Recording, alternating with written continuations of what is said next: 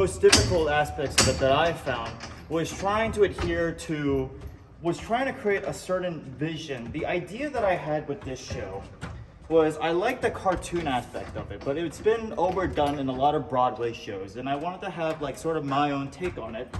And I was thinking a lot having shape and form. So one of the things that I wanted to experiment that I talked about in like early design meetings was having a stage or like a platform configuration that was very atypical that you wouldn't really see in like a SpongeBob show. Like everything in this show is very asymmetrical, which is very reminiscent of what cartoons are doing.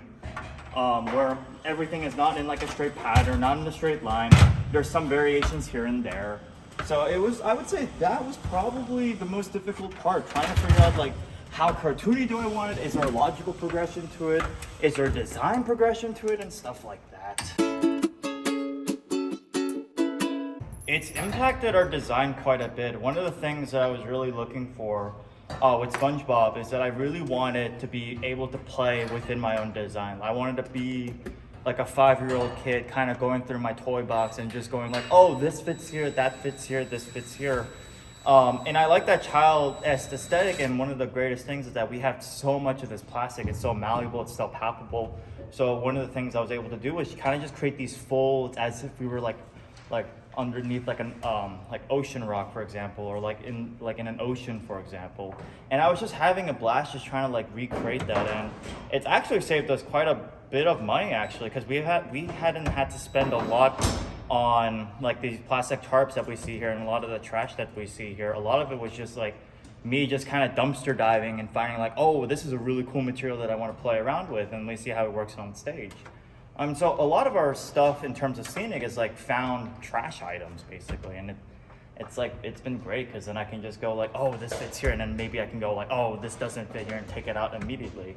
So yeah, I'd say that's like the good thing with the recycled things that's been going on. So the Undergraduate Development Professional Award, or the UDPA Award, is basically it's like a research grant from the College of Visual and Performing Arts.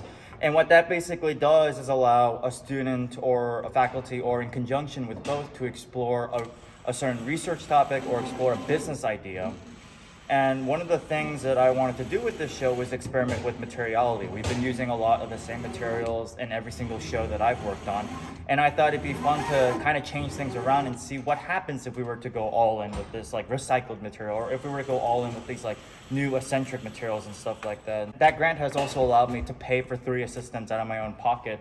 And they've been very critical throughout my entire design process as well as the construction process. So I'd say if you have like a research idea that you want to explore, like a business idea that you want to explore, I'd say just apply for the UDPA. They typically will send an email. You can look it up on their JMU CVPA website. It's all over there. It's the reason why this show has been so, in terms of materiality, it's been so diverse instead of just seeing like a steel deck and a wooden show. Although if you look right now, it's just steel deck and wood right now. So like, yeah. Gotta wait for that tarp to come up, and then we can be like, no steel deck here. Has to just be seeing it. It's such the feeling of seeing my design and seeing it on paper and seeing it in a model and then just seeing it on a stage. The feeling is completely different. Like I walk in here, and every time I walk in here, I'm like smiling at just like how awesome this is, and I'm just thinking about like what it would look like with all the canvas, all like when we add in all the final touches and stuff, and I'm just really looking forward to how that's gonna look, and it gets me excited all the time. Like this floor treatment, it was like, I love it. It's so cool, and this is such an atypical show that you wouldn't expect anywhere. So I just walk in here, I'm just so happy with the entire process. Yeah. So.